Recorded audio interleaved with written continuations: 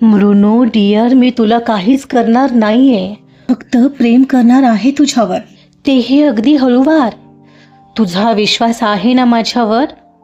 तो दुसरा किस तिच्या गालावर करत म्हणाला. पण तिला मात्र वेगळीच चिंता सतावत होती, पण त्याला बोलायचं धाडसही होत नव्हतं. पण काय, आता पण बिन काही नाही.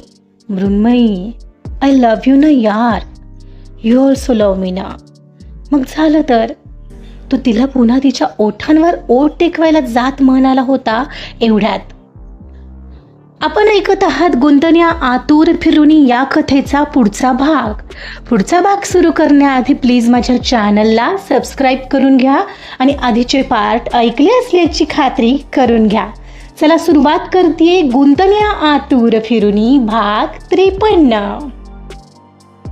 मृण्मयी, त्याने मुद्दामच तिला आवाज दिला. हां. तसं तिनंही त्याच्याकडे पाहिलं तर तो तिच्याकडे नशिल्या डोळ्यांनी पाहत होता. तसं ती त्याच्या डोळ्यात पाहून कॉन्शियस झाली. ती पुन्हा नजर चुकवण्याचा प्रयत्न करणार एवढ्यात त्याने तिला पकडलं.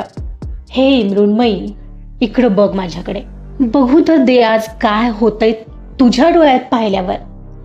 अन तसाही मी काही खाणार नाहीये तुला, तो तिचा चेहरा स्वतःकडे वळवत म्हणाला. त्याच्या सुरात झालेला चढ उतार आणि बदललेली श्वासांची लय सगळं त्या क्षणाला लक्षात येण्या इतकं होतं.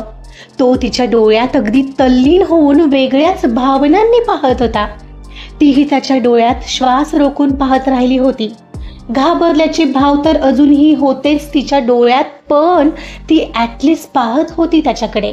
त्या क्षणभरासाठी दोघंही एकमेकांच्या डोळ्यात हरवलेले आणि पुढच्या क्षणाला त्याच्याही नकळत तो कसल्याशा ओढीने तिच्या ओठांकडे ओढल्यासारखा निघाला तशी ती बाजूला झाली. नाही, नको, वेट, म्हणजे मघासारखं ते लाईट्समुळे शॅडो. ती बाजूला होऊन भलतीकडे पाहत असं अर्धवट म्हणाली. तसं त्याला हसूच आवरलं नाही. हो, आय नो, मग मी का म्हणत होतो लाईट बंद करतो. बरं तू झोप. म्हणजे तुम्ही कुठे निघालात? तुम्हाला राग आला का? स्वीट हार्ट, मी कुठेही नाही निघालोय, इथेच आहे. ओके, तू पळ तर. तो तिला अगदी हळूवार समजावत स्मित करत म्हणाला. तशी ती त्याला पाठ करून भरकन तिच्या जागेवर जाऊन झोपली. अगदी डोळे घट्ट मिटून घेतलेले तिने त्याच्या असं मध्येच प्रेमळ स्वीट हार्ट बोलल्याने काहीतरी वेगळंच होऊन गेलेलं तिच्या शरीरभर. ती थरथर अजूनही तशीच स्थिरावलेली तिच्या रोमरोमात भीती गोड हुरहुर होती आणि सोबत तरीही काहीतरी त्रास देत होतं तिला. मागून येऊन पटकन मानेवर बाईट तर नाही ना घेणार ते, अशी काहीशी चिंता तिला सतावत होती. तो मात्र दोघांच्या अंगावर ब्लँकेट ओढून घेत होता आणि ब्लँकेट अंगावर घेऊन तो तिच्या शेजारी आडवा झाला. ती मात्र डोळे मिटून पडलेली. आता तो काय करणार आहे हे तिला कळत नव्हतं. तोपर्यंत हळूच ब्लँकेटमधून त्याचा हात तिच्या अंगावर आला आणि तिचे हार्टबीट्स वाढले. त्याने तिला हळूच स्वतःकडे वळवलं. तीही धडधडणारं हृदय सावरत त्याच्याकडे वळली खरी, पण तिला सुचायचंच बंद झालेलं. घाबरलेली ती. त्यात आता तो अगदी समोर होता तिच्या वर आलेला. त्याचा गरम झालेला श्वास तिलाही जाणवला. तिचाही श्वास आपोआपच जडावला जात होता आणि तिला भीतीही प्रचंड वाटत होती. कौस्तुभ, मला भीती वाटते खूप, ती कशीबशी श्वास मोकळा करत म्हणाली. अगं कशाची, मी काही खाणार नाहीये तुला. मृण्मयी, तू नको ना जास्त विचार करू, बस चाललंय ते चालू दे. तिच्या कपाळावरील बटा अगदी हळूवार बाजूला करत तो तिच्या कपाळावर किस करत म्हणाला. पण इथं असं नको ना please, I am not feeling comfortable. Mrinu dear, मी तुला काहीच करणार नाहीये, फक्त प्रेम करणार आहे तुझ्यावर, तेही अगदी हळूवार. तुझा विश्वास आहे ना माझ्यावर? तो दुसरा किस तिच्या गालावर करत म्हणाला. पण तिला मात्र वेगळीच चिंता सतावत होती, पण त्याला बोलायचं धाडसही होत नव्हतं.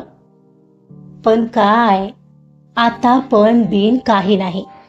मृण्मयी, आय लव्ह यू ना यार, यू ऑल्सो लव्ह मी ना. मग झालं तर.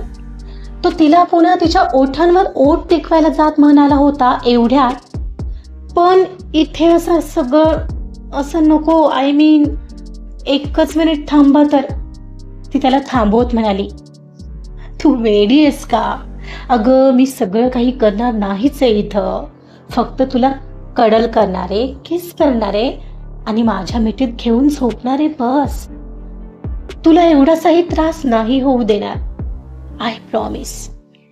तो हळूवार तिच्या कानाजवळ जात तिच्या गालावर त्याचा गाल घुसळत म्हणाला, बाईट पण नाही ना करणार? अखेर तिनं तिचा प्रश्न कसा तरी त्याला विचारला. हा, काय म्हणालीस तू? तो आता तिच्याकडे पूर्ण लक्ष देऊन पाहत विचारू लागला. तसं तिने पटकन तिची नजर भलतीकडे वळवली आणि त्याला म्हणाली, ते मला भीती वाटते म्हणून. ओके, मी असं काही नाही करणार आहे. Got it.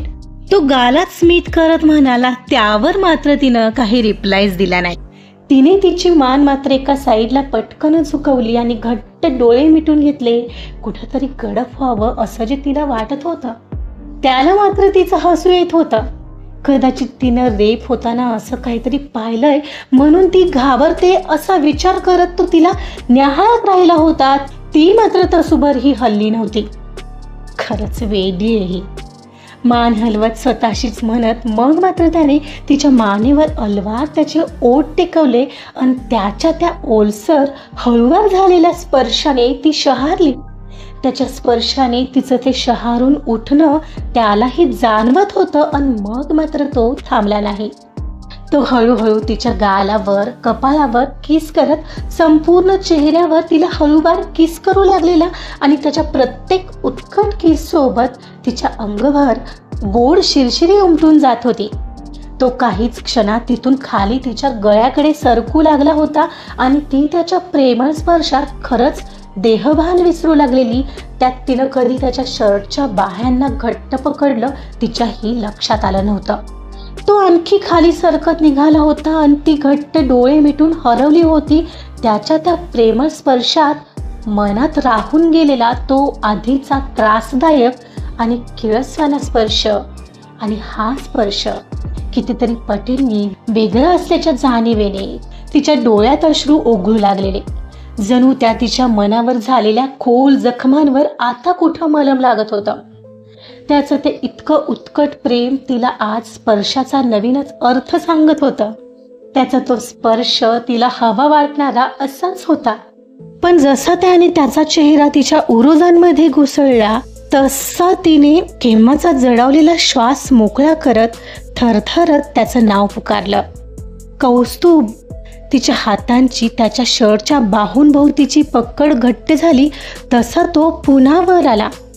तिच्याकडे पाहतो तर तिच्या डोळ्यात अश्रू होते. हे मृण्मयी, काय झालं? I am sorry. तुझ्या डोळ्यात पाणी का? माझं काही चुकलं का? तिने मात्र त्याच्या प्रश्नावर नकारार्थी मान हलवली. I love you so much Kaustubh, म्हणत ती अचानकपणे त्याला जवळ ओढत घट्ट बिलगली, जे त्याला अगदीच अनपेक्षित होतं. आणि तिनं स्वतःहून त्याला जवळ ओढणं म्हणजे खूप काही होतं त्याच्यासाठी. जणू आज आत्ता या क्षणाला कुठं त्याला जिंकल्याची फिलिंग आलेली. त्या खुशीत तोही आणखीन तिला जवळ ओढत तिच्या मिठीत शिरला. दोघाही आता घट्ट मिठीत मिटले होते. तोही तिला अधिकाधिक जवळ ओढत तिला कडल करू लागलेला. यामध्ये कितीतरी वेळ गेला होता. दोघांनाही त्याचं भान नव्हतं. जणू सगळ्या जगाचा विसर पडलेला त्यांना.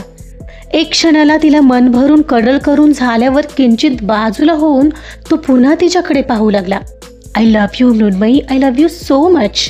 तिच्या चेहऱ्यावरून प्रेमाने हात फिरून एक क्षणाला त्याने त्याचे ओठ तिच्या ओठांवर जोरात प्रेस केले आणि मग काही क्षणभर अगदी हळुवारपणे तिला ओठांवर ब्रशिंग करत राहिला.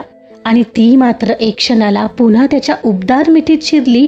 कितीतरी वेळ तिला कडल करत राहिलेला तो. मग एक क्षणाला कधीतरी त्या दोघांची झोप लागून गेली असावी. मृण्मयीचे डोळे मिटले होते. तिला पहाटे अर्धवट जाग आलेली ती पक्ष्यांच्या किलबिलाटाने. आजूबाजूलाही काही आवाज होते. बहुतेक लोक उठल्याची चाहूल असावी. तिने डोळे उघडले आणि तिच्या लक्षात आलं आपण कौस्तुभच्या मिठीत आहोत. तो तिला घट्ट बिलगून झोपलेला. तिला रात्री दोघात घडलेले क्षण आपोआपच आठवले आणि ते क्षण आठवून ती आपोआपच मोहरली. तो मात्र अजूनही गाढ झोपेत होता. ती खूप खूप खुश फील करत होती. पण त्या क्षणाला एक चिंताही तिला सतावून गेली. तिने आता तर त्याला मन आणि शरीरही सोपवलेलं, त्याच्याशिवाय आयुष्य याची कल्पना आता होऊ शकत नव्हती. कारण आता केवळ तोच तिचं आयुष्य होता. आणि ती भूतकाळातली गोष्ट सांगितल्यावर त्यांची रिॲक्शन काय असेल याची कल्पना तिला करता येत नव्हती. तीच एक रिॲक्शनची भीती तिचं मन पोखरत होती. कौस्तुभ, आता मी नाही हरवू शकणार तुम्हाला. तो विचारही सहन नाही होत माझ्या मनाला. पण माझी एक गोष्ट सांगायची राहून गेली आहे तुम्हाला. मला नाही माहीत मी कसं सांगणार आहे ते सगळं तुम्हाला आणि त्यावर तुमची रिॲक्शन काय असेल. I don't know. पण एवढं खरं की तुमचा राग आता मला झेलणंच अशक्य आहे. तुमचं कालपासूनचं हेच रूप खूप सुखावून जात आहे मला. इतकं प्रेम करणारा नवरा मला भेटला आहे. मी खरंच खूप लकी आहे. आणि आता हे कसंच नाही हरवायचं मला. मला माफ कराल ना हो. मला समजून घ्याल ना. ती मनातल्या मनात तिच्या समोर असलेल्या त्याच्या झोपलेल्या निरागस छबीकडे पाहून बोलत होती.